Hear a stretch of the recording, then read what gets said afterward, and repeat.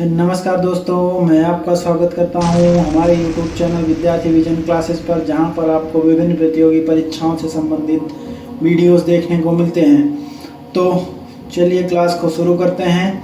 आज हम पढ़ेंगे हमारे सौर मंडल के बारे में। सौर मंडल में सबसे पहले हम पढ़ेंगे सूर्य के बारे में। हमारे सौर मंडल में क्या है ये सब जानेंगे। सौर मंडल के सूर्य के चारों ओर परिक्रमा करने वाली ग्रहों, उपग्रहों और क्षुद्र ग्रह के बारे में जानेंगे। तो चलिए शुरू करते हैं। सूरज के बारे में सबसे पहले पढ़ेंगे। सूर्य हमारे सौर मंडल के दो केंद्रों में स्थित तारा है। सूर्य एक प्रकार का तारा है। तारा इसका गुरुत्वाकर्षण सिस्टम, जो इसका गुरुत्वाकर्षण होता है, इसी कारण से जो इसके चारों तरफ परिक्रमा करते हैं ग्रह, उपग्रह जो परिक्रमा करते हैं, वो सभी इसी वजह से इनके चारों तरफ चक्कर लगाते हैं, क्योंकि सूर्य के में गुरुत्वाकर्षण बल होता है। तो ये टोटल सूर्य का चक्कर आठ ग्रह लगाते हैं। इसमें से पहला ग्रह जैसे बुध हो गया, शुक्र, पृथ्वी, मंगल, बृहस्पति, शनि, यूरेनस और नेपच्यून। टोटल इस तरह 8 ग्रह हैं जो सूर्य के परिक्रमा लगाते हैं। और कुछ बौने ग्रह भी हैं। इसमें से 5 सबसे जो फेमस है, जो प्रसिद्ध, जो मतलब पेपर में आते हैं, उसके बारे में हम बात करेंगे। 5 सबसे प्रसिद्ध ग्रह, बौने ग्रह हैं, जैसे सेरेस हो गया, प्लूटो हो गया, माके हो गया, होमिया और एरिस है।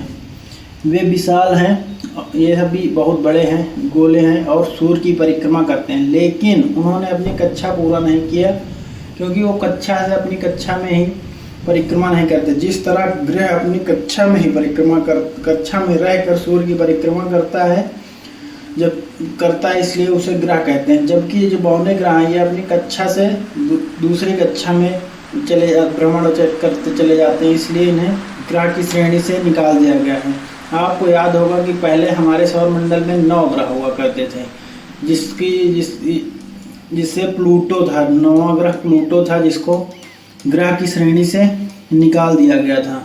इस कारण से, क्योंकि वह अपनी कक्षा से दूसरी कक्षा में परिक्रमा करते हुए चला जाता था, इसलिए प्लूटो को अपनी ग्रह की श्रेणी से निकाल दिया गया। नेक्स्ट देखते हैं क्षुद्र ग्रह क्या होते हैं। क्षुद्र ग्रह चट्टानी धातु की वस्तुएं हैं। हमारे सौर मंडल में मंगल और बृहस्पति के बीच या क्षुद्र ग्रह की पेटी पाई जाती है। इसमें एक तरफ से देखें, सबसे पहले बुध ग्रह आता है, उसके बाद शुक्र ग्रह आता है सूर्य से सबसे नज़दीक, उसके बाद हमारी पृथ्वी आती है, फिर आता है मंगल आता है, उसके बाद बृहस्पति, फिर शनि, इसी तरह क्रम में अरुण, फिर वरुण ग्रह आता है। जो क्षुद्र ग्रह होते हैं ये हमारे इस मंगल और बृहस्पति के बीच में पाए जाते हैं। उसके बाद देखते हैं धूमकेतु क्या होते हैं। ये बर्फ के बने छोटे अनियमित आकार की वस्तुएं हैं। बर्फ की गर्मी वाष्पीकृत हो जाती है। जब बर्फ की जो गर्मी होती है वो वाष्पीकृत हो जाती है और सूर्य के करीब आने पर ये पूंछ के आकार का हो जाता है, पीछे का इसका भाग, इसलिए इसे धूमकेतु कहते हैं, या पुच्छल तारा भी कह सकते हैं। चंद्रमा क्या होता है। चंद्रमा जैसे पृथ्वी का हमारे पास चंद्रमा है, जिसे हम उपग्रह कहते हैं। जैसे पृथ्वी हमारी ग्रह है और उसका चंद्रमा उसका एक उपग्रह है, इसी तरह मंगल के भी 2 उपग्रह हैं और बृहस्पति के 80 उपग्रह हैं। आगे देखते हैं, ये हमारा सूर्य, जिसके चारों तरफ सभी ग्रह, उपग्रह, धूमकेतु, पुच्छल तारे, ये सब चक्कर लगाते हैं। सूर्य जो कि एक तारा है। नेक्स्ट आगे देखते हैं, सूरज का जो व्यास है, ये सूरज का व्यास 13,92,684 किलोमीटर है। सूरज का जो व्यास है 13,92,684 किलोमीटर है। सूरज की सतह का तापमान लगभग 5,500 डिग्री सेल्सियस है, जबकि इसके कोर का तापमान, जैसे पृथ्वी हमारा है, पृथ्वी के ऊपर तापमान कम है, जबकि पृथ्वी के कोर का तापमान, पृथ्वी के कोर में क्या है, नीफे है। जिस तरह पृथ्वी के कोर का तापमान बहुत अधिक है, उसी तरह सूर्य के कोर का तापमान भी 1.5 लाख डिग्री सेल्सियस है। सूरज प्रकाश की गति से यात्रा करता है। सूरज प्रकाश की गति से करता है यात्रा, जो कि लगभग 2,99,792 किलोमीटर प्रति सेकंड से की गति से यात्रा करता है। नेक्स्ट देखते हैं सूरज की उम्र लगभग 4.6 अरब वर्ष है और यह अपने जीवन काल के लगभग आधे चरण में है। सूरज भी एक तारा है। सूरज एक तारा, जब शुरू से बता रहे हैं, इसका भी एक उम्र होता है जो कि 4.6 अरब वर्ष उम्र इसकी बताई है, जो कि लगभग इसके अभी तक इसके जीवन काल का लगभग आधा चरण पे है। नंबर देखते हैं दूसरा, सूरज की ऊर्जा नाभिकीय अभिक्रिया से उत्पन्न होती है। इस कोर में हाइड्रोजन और हीलियम में परिवर्तित करती है। इसके कोर में जो है नाभिकीय अभिक्रिया के कारण ही सूरज के अंदर एनर्जी बनती है, क्योंकि इसके अंदर हाइड्रोजन और हीलियम, जो हाइड्रोजन होता है इसको हीलियम में परिवर्तित किया जाता है। सूरज की किरणें पृथ्वी पर जीवन के लिए आवश्यक हैं, क्योंकि वे पौधों को फोटोसिंथेसिस करने में मदद करती हैं और हमारे ग्रह को गर्म रखती हैं। पौधों, अगर सूर्य ना हो तो हमारे पृथ्वी पर जीवन संभव नहीं है। अगर सूर्य ना हो तो पृथ्वी पर जीवन बिल्कुल संभव नहीं है, क्योंकि सूर्य से प्राप्त होने वाली किरणें जिससे हमारे पृथ्वी पर जो पौधे होते हैं उनमें वो भोजन बनाने की प्रक्रिया, सूर्य के किरण भोजन बनाते हैं। ये प्रक्रिया फोटोसिंथेसिस कहलाती है। नेक्स्ट देखते हैं सूर्य का प्रकाश पृथ्वी तक पहुंचने में 8 मिनट 19 सेकंड का समय लगता है। इस वजह से प्रकाश की गति बहुत तेज होती है, जो लगभग 3 × 10⁸ किलोमीटर प्रति सेकंड है। सूर्य का तापमान लगभग 5500 डिग्री सेल्सियस है। इसका आंतरिक भाग सूर्य के बाहरी भाग की तुलना में बहुत गर्म होता है, अभी बताया था, जो लगभग 1,31,00,000 डिग्री सेल्सियस तक पहुँच जाता है। सूर्य का इतना गर्म होने के कारण इसके केंद्र में होने वाली नाभिकीय संलयन प्रक्रिया, जिसे हाइड्रोजन और हीलियम परमाणु एक साथ मिलकर बड़े परमाणुओं का निर्माण करते हैं। इस प्रक्रिया में बहुत अधिक ऊर्जा उत्पन्न होती है, जो सूर्य के ताप और प्रकाश का स्रोत है। अगर इसके नाभिकीय संलयन क्रिया द्वारा हाइड्रोजन और हीलियम के परमाणु एक साथ मिलकर बड़े परमाणुओं का निर्माण करते हैं, जिससे सूर्य के अंदर ऊर्जा की उत्पन्न होता है।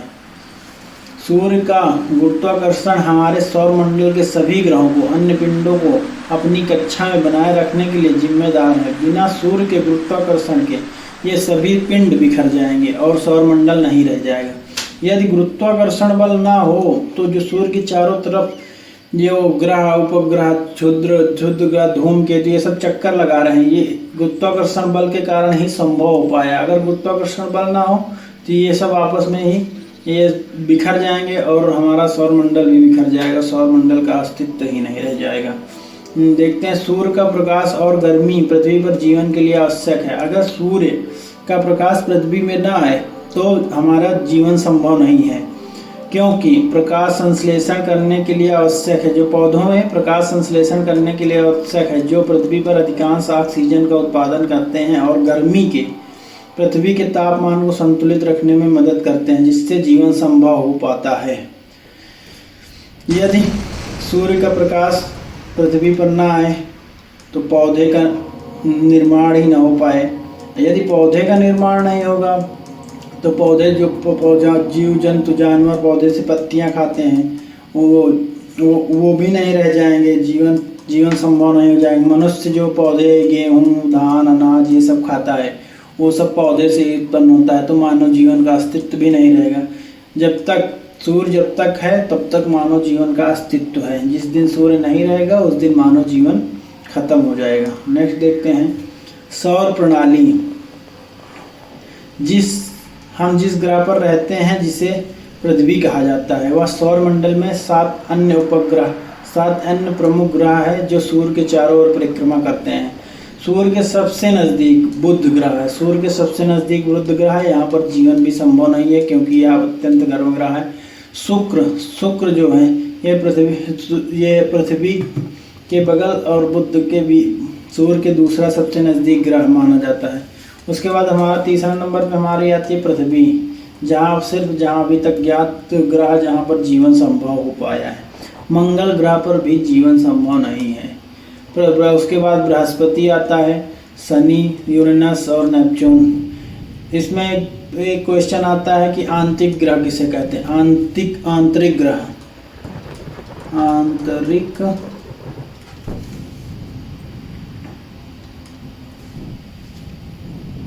देखेंगे आंतरिक ग्रह किसे कहते हैं। आंतरिक ग्रह हो गया जैसे कि आंतरिक ग्रह में आते हैं बुध, शुक्र, पृथ्वी, मंगल, ये सभी आंतरिक ग्रह में आते हैं। जबकि बृहस्पति, शनि, यूरेनस और नेपच्यून ये सब बाह्य ग्रह के अंतर्गत आते हैं। भोर का तारा किसे कहते हैं? भोर का तारा ये शुक्र को कहा जाता है। भोर का तारा शुक्र को कहा जाता है। इसे ही प्रेशर कुकर कहा जाता है। वह इसे ही सबसे गर्म ग्रह पूछा जाए कौन सा सबसे गर्म ग्रह, तो शुक्र है। सबसे गर्म ग्रह शुक्र ही है। पृथ्वी को नीला ग्रह कहा जाता है। नीला ग्रह पृथ्वी को कहा जाता है। मंगल को लाल ग्रह कहा जाता है। मंगल को लाल ग्रह कहा जाता है। शनि को रिंग, शनि के चारों तरफ रिंग आकार के छल्ले होते हैं। उसके बाद नेक्स्ट देखेंगे ग्रहों का आकार और दूरी। देखिए सूर्य के सबसे नज़दीक बुध है। सूर्य के सबसे नज़दीक बुध है जो कि 2440 किलोमीटर है और सूर्य से दूरी इसकी 57.9 मिलियन किलोमीटर है। उसके बाद शुक्र आता है, उसी बाद धरती है, मंगल, बृहस्पति, शनि, यूरेनस, वरुण, ये सब आपको याद करके जाना है। नेक्स्ट देखते हैं, ये हमारे सौरमंडल का 3D चित्र है। नेक्स्ट देखेंगे सूर्य अथवा सूरज सौरमंडल के केंद्र में स्थित एक तारा है। ये आप जानते हैं तारा है जिसके चारों ओर तरफ पृथ्वी, सौरमंडल के अन्य अवयव घूमते हैं। सूर्य हमारे सौरमंडल का सबसे बड़ा पिंड है। हमारे सौरमंडल का सबसे बड़ा पिंड सूर्य है, पृथ्वी से बड़ा, सभी ग्रहों से बड़ा। तारों का जन्म और मृत्यु, तारे का जन्म होता है और एक समय सीमा के बाद तारा समाप्त भी हो जाता है। देखते हैं कैसे तारे का निर्माण होता है। किसी भी जीवित प्राणी की तरह तारे भी एक जीवन चक्र से गुजरते हैं। जन्म के साथ शुरू होता है, विभिन्न अवस्था आते परिवर्तित होता है और मृत्यु के समाप्त होता है। एक तारे का जीवन चक्र उसके द्रव्यमान से निर्धारित होता है। इसका द्रव्यमान जितना बड़ा होगा इसका जीवन चक्र उतना ही छोटा होगा। एक तारे का द्रव्यमान उस पदार्थ की मात्रा से, कहने का मतलब है कि तारा जितना बड़ा होगा उसका जीवन काल उतना ही छोटा होगा।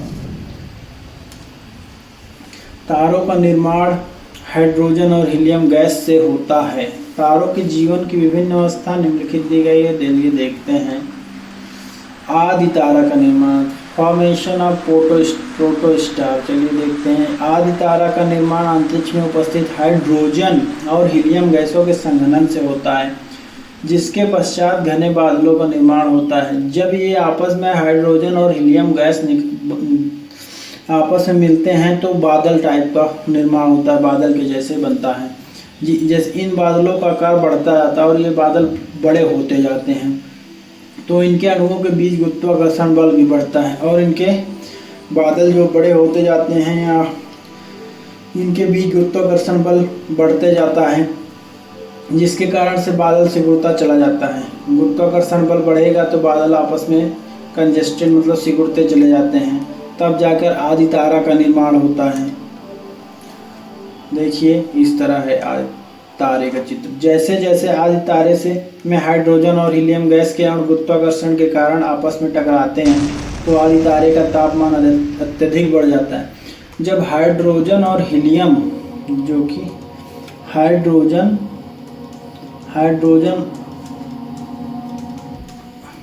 और हीलियम के अणु जब आपस में टकराते हैं तो ये घर्षण उत्पन्न करते हैं, जिसके कारण से ताप उत्पन्न होता है, जिसके कारण से तारे में प्रकाश और ऊष्मा उत्पन्न होती है।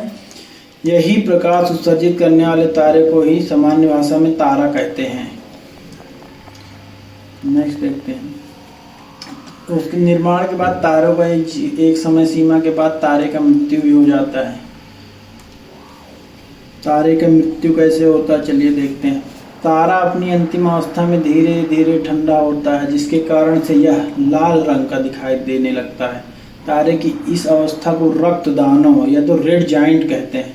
रक्तदानों में हीलियम कार्बन में और कार्बन लोहा जैसे भारी पदार्थों में परिवर्तित होने लगता है। इसके पश्चात तारे में एक विस्फोट होता है जिसे सुपरनोवा विस्फोट कहते हैं। सुपरनोवा विस्फोट के बाद तारा किस अवस्था में परिवर्तित होगा, यह तारे के द्रव्यमान पर और चंद्रशेखर सीमा पर निर्भर करता है। चंद्रशेखर सीमा या इसको चंद्रशेखर जी के द्वारा खोजा गया था, इसलिए इसका नाम चंद्रशेखर सीमा पड़ गया। यदि 1.4 ms द्रव्यमान को चंद्रशेखर सीमा कहते हैं, जहां ms सूर्य का द्रव्यमान है, अर्थात चंद्रशेखर सीमा का मान सूर्य के द्रव्यमान का 1.4 गुना होता है। यदि तारों का द्रव्यमान चंद्रशेखर सीमा से 1.4 से कम हो तो या सुपरनोवा विस्फोट के बाद श्वेत बामन में बदल जाता है। यदि श्वेत बामन को जीवाश्म तारा करते हैं, यदि इसका द्रव्यमान सीमा 1.4 से ज़्यादा होता है तो इसे ब्लैक डॉर्फ कहते हैं। यदि 1.4 से कम है विस्फोट के बाद तो इसे व्हाइट डॉर्फ कहेंगे। अगर 1.4 से ज़्यादा है तो इसे ब्लैक डॉर्फ कहते हैं, जिसके बाद ब्लैक होल का निर्माण होता है।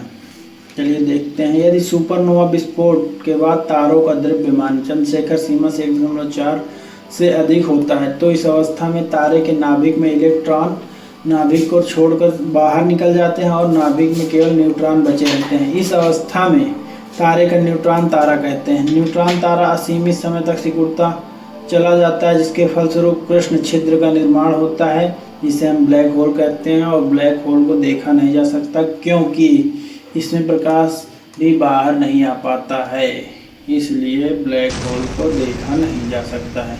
ब्लैक होल की संकल्पना को सबसे पहले जॉन व्हीलर ने प्रतिपादित किया था। ब्लैक होल की खोज किसने की थी, तो जॉन व्हीलर ने ब्लैक होल की खोज की थी। ब्लैक होल की खोज जॉन व्हीलर ने की थी। जॉन व्हीलर द्वारा की गई थी। तो चलिए मिलते हैं नेक्स्ट वीडियो में। थैंक यू, धन्यवाद।